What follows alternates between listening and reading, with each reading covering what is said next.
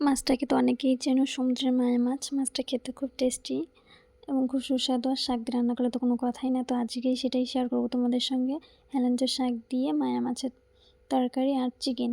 তো চলো ফার্স্টে লবণ মাখিয়ে আগে মাছগুলো ভালো করে ভেজে নেব। ভেজে নিয়ে তারপরে সম্বারায় একটু রসুন, একটু রাঁধুনি দিয়ে তারপর একটু পরিমাণ মতো জল দিয়ে একটু হলুদ লবণ দিয়ে ভালো করে ঝোলটাকে জ্বালিয়ে তার মধ্যে কাঁচা লঙ্কা চিরা দিয়ে একটু ঝোলের ভিতরে মাছগুলো ছেড়ে দেবো। মাছগুলো ছেড়ে দিয়ে ঝোলটাকে আবার একটু জ্বালিয়ে যখনই দেখবো জাল উঠে গেছে তখন শাকটা দিয়ে ঢেকে রাখবো 5 মিনিটের মতো। তো 5 মিনিট পরে গিয়ে লবণটা একটু চেক করলাম। তো ফাইনাল আমার কমপ্লিট শাকের তরকারি। এখন পরিমাণ মতো তেল দিয়ে চিকেনের আলুগুলো আগে ভেজে নিচ্ছি। যেহেতু আমি মাংস রান্না করার আগে আলুটা ভেজেই নিই। আমি আগে বলেছি আলুটা আমার টেস্টি লাগে, আজকে মাংস রান্নাটা অন্যরকম হবে।